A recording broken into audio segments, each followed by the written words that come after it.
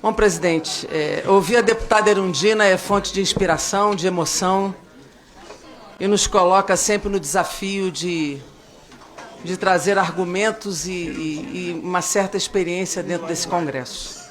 Mas eu quero abrir, deputada Erundina, fazendo uma homenagem, Glauber, à Saudade Braga. A mãe de Glauber, que eu conheci, foi por 2 vezes prefeita em Nova Friburgo, uma mulher da mais absoluta integridade, da mais absoluta competência, da mais absoluta seriedade, e que por tantos anos contribuiu para a política, não só do Estado do Rio de Janeiro, mas para a política brasileira. E em nome dela, eu quero homenagear todas as mães, que têm as dores e as delícias do exercício da maternidade, e que teve o grande esforço de fazer do seu filho um representante da luta política brasileira pela esquerda, num país e num mundo onde os caminhos da juventude são sempre muito complexos pela desigualdade, pela discriminação e pelas dificuldades de oportunidade. E eu falo isso porque eu quero puxar inicialmente pelas mulheres aqui, presidente.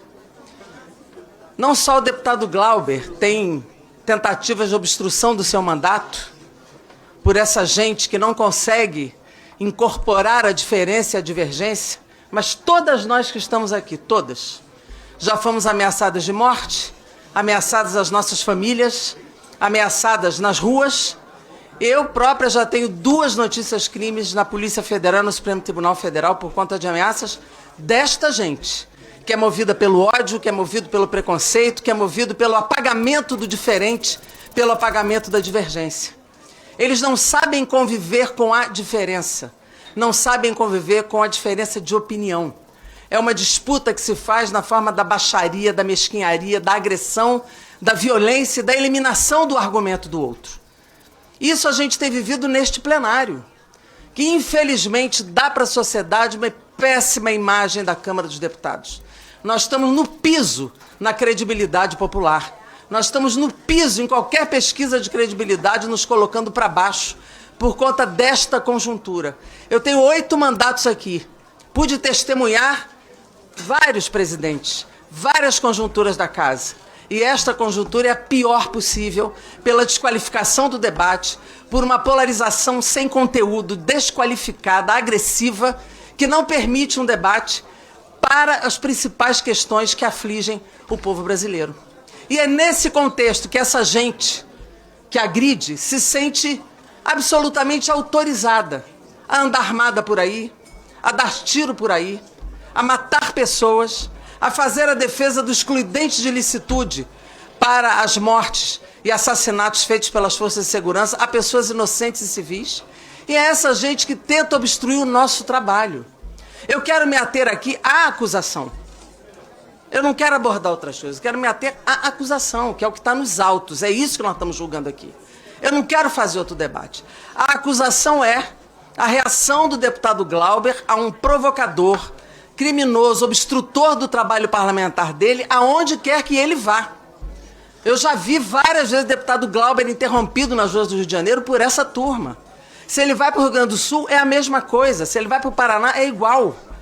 Então, esse tipo de perseguição e tentativa de impedir o exercício do mandato dele, ele tem, inclusive, encarado na política. Mas, sinceramente, partir para a agressão pessoal, como fez esse cara, esse cidadão, junto ao Glauber, agredindo a mãe dele, eu não sei qual de nós não teria reagido. Qual de nós não teria reagido da forma como ele reagiu? Quem de nós agredir sua mãe? Agredir a honra, a reputação de uma mulher pública, inclusive. Então, diante deste fato, não há como a pena ser uma pena de extermínio desse mandato. E eu quero repetir aqui um argumento que eu acho decisivo. Nós não podemos alcaçar o deputado Glauber, elogiar, legitimar e premiar os criminosos de fato, que nos agridem, nos violentam, nos ameaçam e tentam obstruir o nosso trabalho, que é o que essa gente tem feito. Paga para isso, financiada para isso. Eles chegam aqui com que passagem? Vão para o Rio Grande do Sul atrás dele com que passagem? Fazem política com que dinheiro? Alguém está financiando esse tipo de atitude. Então nós não podemos legitimar isso e punir o parlamentar que foi eleito diretamente para estar aqui. Esse espaço, deputado Leur, é um espaço permanentemente desafiado a uma decisão muito complexa, que é de ser juiz, de julgar, de aplicar penalidade. É muito difícil estar aqui. Eu não sou membro deste conselho, mas eu admiro aqueles que aqui tentam exercer o seu mandato numa função muito complexa e muito difícil. Eu já vi muitas injustiças acontecerem nesta casa. O Partido Comunista do Brasil, que eu pertenço, já teve cassação de uma bancada inteira em 47, quando entrou Eurico Gaspar Dutra. Nós ficamos na clandestinidade mais de 40 anos, sem poder exercer institucionalmente o nosso papel. Então nós temos muito respeito e damos muito valor à representação institucional de qualquer partido político. Nós sabemos o que significa não poder falar em nome da nossa legenda, não poder sermos eleitos, não podemos exercer o nosso mandato a partir daquilo que nós acreditamos e pensamos. Nós aqui votamos muitas vezes na esquerda contra a cassação de companheiros de outras legendas. Eu me lembro do senador Humberto Lucena, que ia ser cassado porque fez um calendário no gráfico do Senado. E nós conseguimos salvá-lo por um argumento óbvio. Aquela cassação não respeitava esse livrinho aqui, a Constituição brasileira. Ninguém pode ser cassado sem que isso aqui seja um parâmetro. Isto é um parâmetro. Nós votamos contra a cassação do Jabes Rabelo, nós do PCdoB, porque ele foi cassado porque o irmão dele tinha vínculo com alguém que traficava droga. E ele foi cassado por isso. Ele, porque o irmão tinha um crachá de assessor. Nós já vimos muita justiça acontecer aqui, e muitas delas, eu vi o deputado Ibsen Pinheiro ser cassado, ele era o presidente da Câmara, eu estava aqui. Depois foi absolvido pela justiça. Então nós precisamos pensar. Eu conheço a história do deputado Paulo Magalhães, e é para ela que eu apelo. Ele foi o relator do meu processo nesse Conselho de Ética, quando o deputado Nicolas tentou cassar o meu mandato, e ele pediu o arquivamento, porque entendeu que não fazia sentido olhando pela Constituição e pelo crime cometido. Eu chamei o deputado Nicolas de moleque na CPI. E aqui eu reafirmei essa posição pela irresponsabilidade com que ele atuou naquela comissão parlamentar mista de inquérito. E eu quero aqui fazer este apelo, porque aqui nós estamos entre julgar, entre esse Conselho de Ética está entre apoiar os verdadeiros criminosos que nos violentam, nos agridem, nos ameaçam de morte e tentam obstruir o nosso trabalho, e um mandato diretamente eleito, um mandato popular, representante do povo que está aqui e que não cometeu um crime para ter uma pena de cassação de mandato. Esse conselho vai optar entre os criminosos e um deputado legitimamente eleito, que, se votado no colegiado a sua cassação, ficará 8 anos inelegível. Nós vamos condenar um deputado por reagir à agressão à sua mãe.